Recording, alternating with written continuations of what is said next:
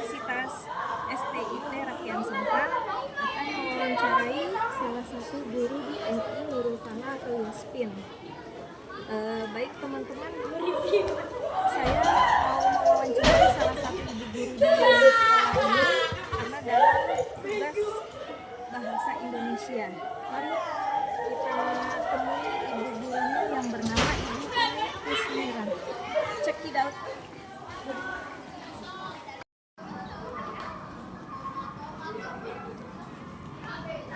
Mari teman-teman kita wawancarai salah satu ibu guru paling senior di sini.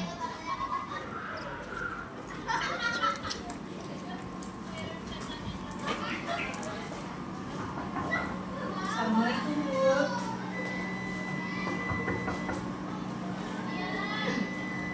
Permisi Bu. Assalamualaikum.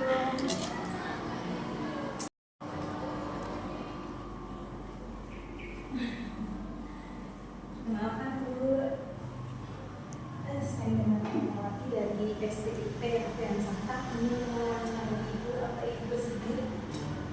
Insya Allah. Terima kasih Bu. Boleh saya duduk Bu? Iya.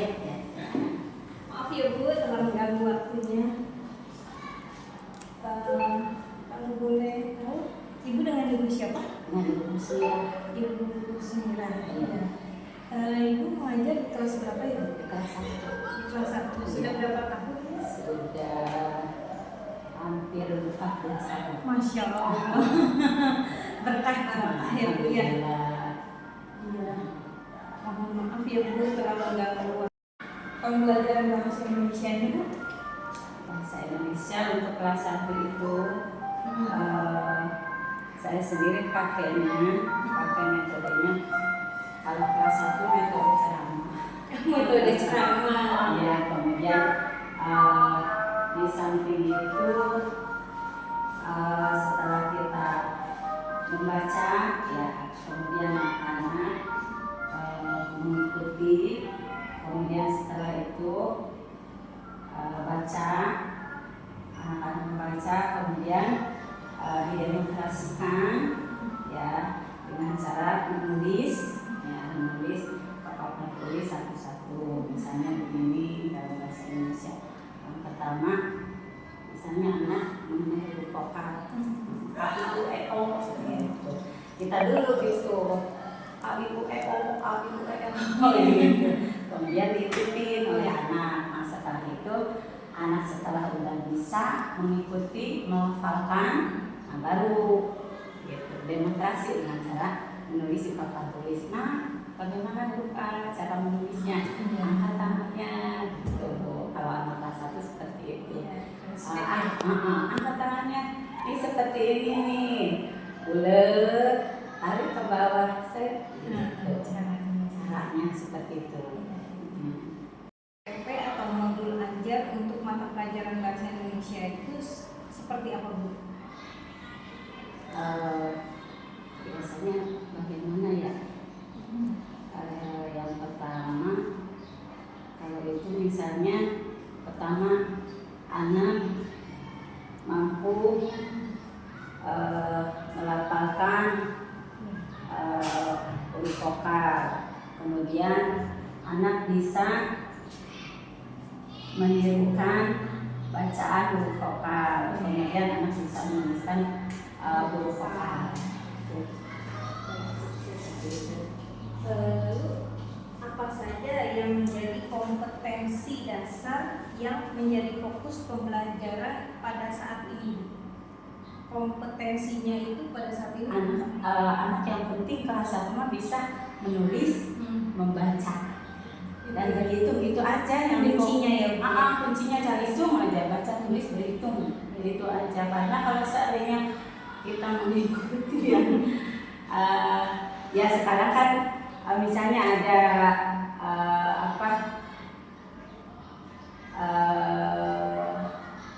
yang siswa harus berpancasila gitu ya. Nah itu juga kita sudah dari dulu seperti gitu ya. Misalnya anak bisa berdoa gitu. Udah dari dulu juga alhamdulillah sesuai dengan masing-masing udah dari dulu juga programnya itu. Tujuan untuk mengetahuinya itu gimana Bu, Ibu Guru mempersiapkan pembelajaran sesuai kurikulumnya? Sesuai kurikulumnya Iya, untuk mengetahui bagaimana nih ini anak apa namanya sudah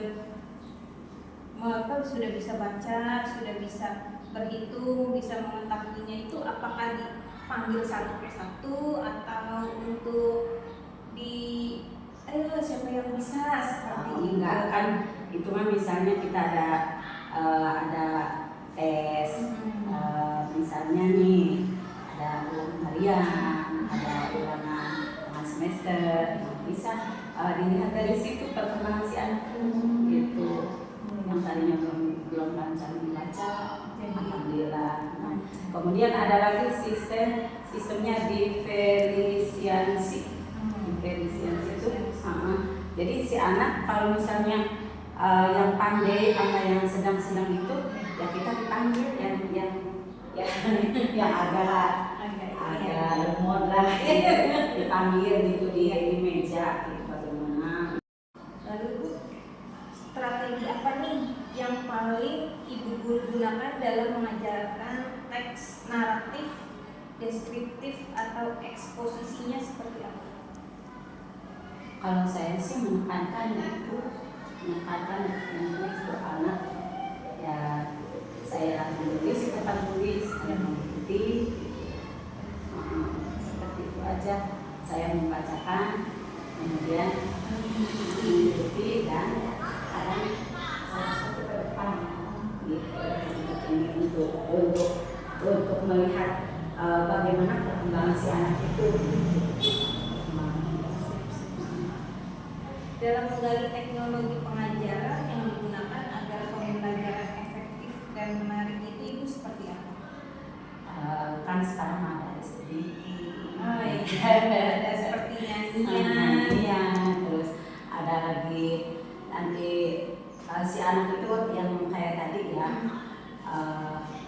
ada yang ininya dari segi keterampilan, bukan dari segi pengetahuan. Kan itu ketika kita mengadakan praktek misalnya, karena nanti kita membuat prakarya bunga dari bahan bekas, nah gitu. Atau sekarang P5 tuh ada anak-anak kita nanti bikin kue apa tuh ciri khas Jawa Barat. Ya, alhamdulillah sudah dilaksanakan di kelas 1 karena kan kelas 1 udah pakai 1, 2, 4 udah pakai kuliah. Jadi sudah dipakai juga sudah.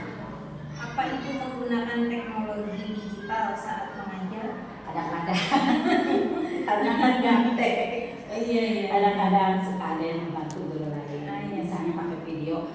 Misalnya nih ada kisah anak persahabatan Nabi Muhammad SAW. Kami pakai terus ada lagi anak-anak nih sekarang ada pembahasan tentang Mahmudah gitu. Nanti anak-anak tuh di sini saya buat kantong nanti ada misalnya jujur, misalnya gitu, ada iri, ada nanti nasi anak suruh masukin tuh mana yang termasuk akhlak Mahmudah gitu. Seperti itu. Misalnya ada bohong, ada jahil, gitu. Ada tanggung jawab, gitu kan. Seperti itu. Dalam evaluasi pembelajaran Ibu, bagaimana Ibu menilai pemahaman siswa terhadap materi bahasa Indonesia?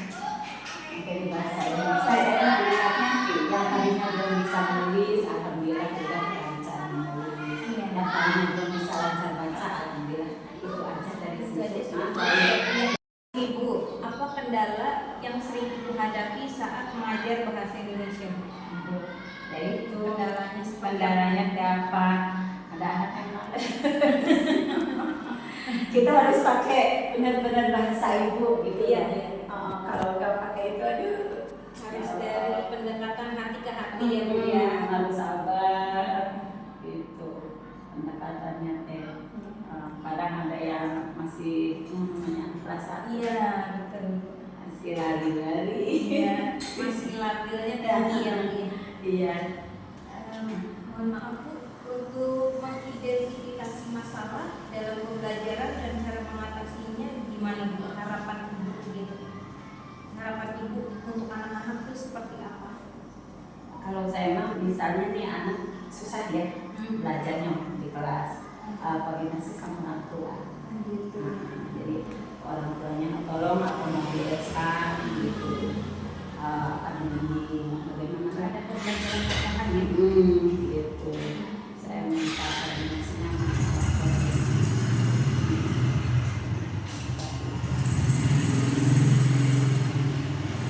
Apakah ada saran untuk calon guru bahasa Indonesia bagi Ibu? Ya jangan misalnya emang ya media sosial sekarang udah canggih-canggih gitu ya. Tapi kalau untuk kelas 1 mah untuk baca tulis cari sumber wajib ditekankan gitu. Maaf Bu, untuk Ibu punya saran tidak untuk calon guru? Untuk Ibu punya saran tidak untuk saya yang untuk calon guru tuh sarannya Ibu seperti apa maksudnya? Ya kalau seandainya untuk kelas 1 mah gitu Bu, sarannya yaitu harus sabar, harus menguasai kelas di kelas 1. Jarang-jarang meskipun Belum bisa dilepas gitu ya. Untuk mendapat pandangan Ibu guru perbaikan pembelajaran ke depan seperti apa? pembelajaran ke depan ya nanti diharapkan dari TKP daripada pindah bahasa tulis. Iya, harusnya dari TK itu sudah bimbang ya. Iya, kan banyak sudah melatih sekarang. kalistung, baca, tulis, berhitung ya Bu ya. Iya, ada kami di kelas 1 Tapi kan terkadang namanya orang tua kan anak ada yang di TK, ada yang tidak gitu ya Bu ya. dan itu kan dari pemerintah sendiri Betul. nggak boleh ditekan anak Ya. harus bisa baca tulis karena masih ada usia main. Jadi harus seimbang ya Bu, Iya. harusnya ya. Sekalipun kalau ada pembelajaran baca, tulis, tidak kan bacanya dalam situasi bermain. Iya, iya seperti itu. Makanya ya itu suka ada video. Iya. Teknologi ya Bu. Dulu mah pakai itu, pakai apa ya, yang tablet tuh. Ada, pernah. Iya. Saya juga pernah 2 tahun untuk kelas 1. Waktu itu ya. Ada. Dulu pernah saya. Cuma yang belum bisa baca tulis ya senangnya main. Jadi harus ada pendekatan ya Bu. Jadi bermain terus gitu. Insya Allah dengan mudah-mudahan kedepannya bisa lebih baik lagi ya Bu ya. Untuk anak-anak kelas Ibu.